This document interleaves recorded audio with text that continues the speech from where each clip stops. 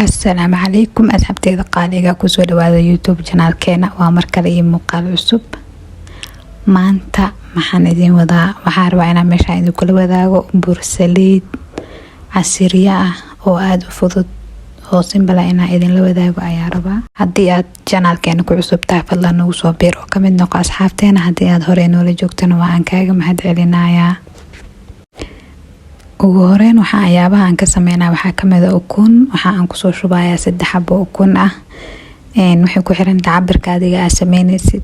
aniga laakiin 1 kiilo camal ayaan rabaa inaan sameeyo. 3 xabo ukun ayaan kusoo shubay, kadibna si fiican ayaan u qasayaa. intaas kadib waxaan kusoo darayaa sokorta mida barawankan isticmaalayaa. qiyaasta adiga rabtida ku xiran tahay. aniga xoogaa inaan macaan ka dhiga ayaa rabaa. kadibna heel ayaan kusoo daray, heel aan soo tumay. intaas kadib waxaan ku darayaa saliid. subag waa isticmaali kartaa adiga haddaa heli kartid, laakiin aniga saliid ayaa isticmaalay. soo wax walba kiskis ayaan ugu soo darayaa. waxaan rabaa inaan mid walba aan si fiican ugu qaso oo si fiican aan isku dhex geliyo. saliidii iyo sokortii iyo ukuntii iyo heelka ayaa si fiican iskugu qasayaa. kadib waxaan kusoo darayaa bakinka wax yar ayaan isticmaalayaa, waa aragtaan. soo asagana si fiican ayaan ugu sii qasayaa.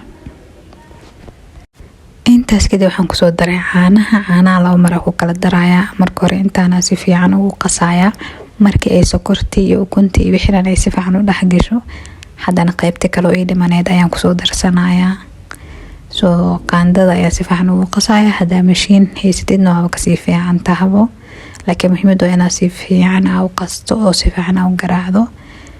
kadibna caanihii intii ii harsaneed ayaan kusoo daray, haddana si fiican u sii qas.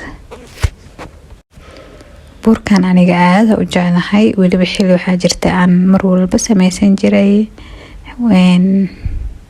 soo haddii ardayda tahay, haddii casriya u sameysanaysid, haddii ilmo yar u sameysanaysid, intaba ku fiican yahay.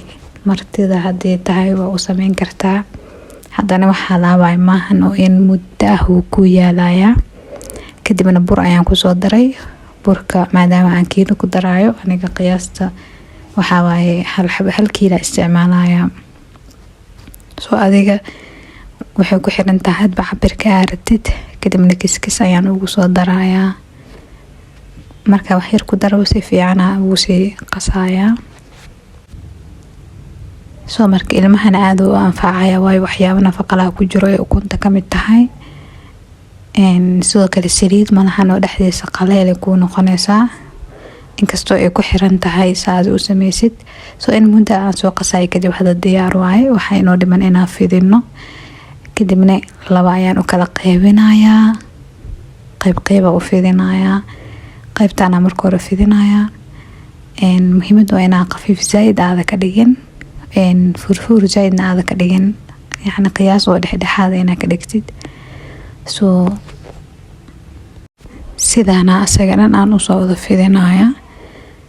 walaahi aad u fududahay. xitaa markaa qastid ma u baahna inaa intaa dhigtid aad sugtid ilaa uu kasoo qamiiraayo. waxa waaye waa qasay hore lay ka dubay, ma fahantay? waqti badan ma kaa qaadanayo. muhiimada waxa ugu adag waxa waa qasitaankiisa oo kaliya ah, inaa waxna isku qiyaasatid, taas le muhiim ah. kadibna saan oo yaryarkaan soo jarjaranay. saliida markaan diyaariyo ayaan dabka saarayaa. saliid waxaa waaye inay ka kulaato mal rabo. even xitaa markaa ku shubaa intaa damiyo aan ku rido ayaan haddana markale daaraya si aysan iyaga gubanin ama kuleel zaid aysan iyaga noqonin.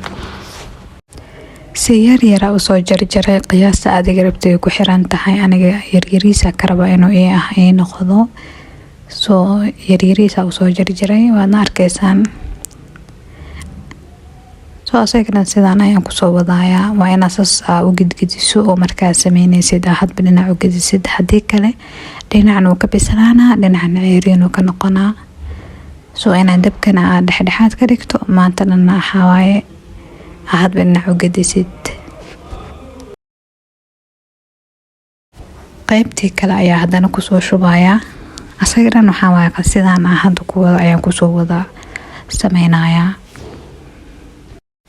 haddii aadan horay u tijaabinin tijaabi. Bursaliidkan aad u fudud yahay, waa wax guriga ku yaalo. marti hadday ku imaado, haddii ilmihii noqoto wixii dhan aad yacni wax yaroo fudud waaye oo simple ah.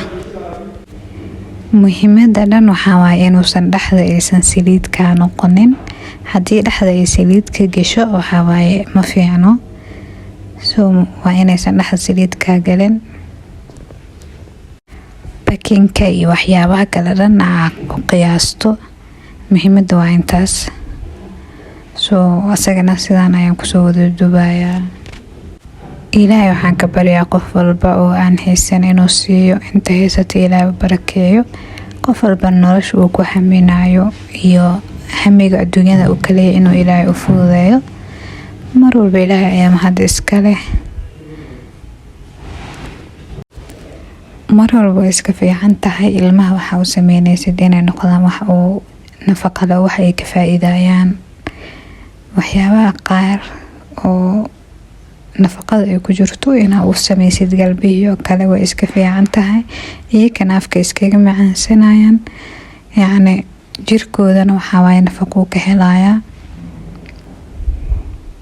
sidoo kale markii aad dubaysid asoo si fiican u bislaanin oo zaid kaaga madoobaanin ama geeduud zaid asoo noqon inaa ka bixisida fiican, waayo markaad dhulka dhigtid xoogaa uu si fiican uu sii noqonaa. ugu dambeyn sidaan quruxda badan ayuu kusoo baxay. haddii aad janaalkeena ku cusubtaan nagu soo biir oo kamid noqo asxaabteena. haddii aad horey noola joogteen waan kaaga mahad celinayaa.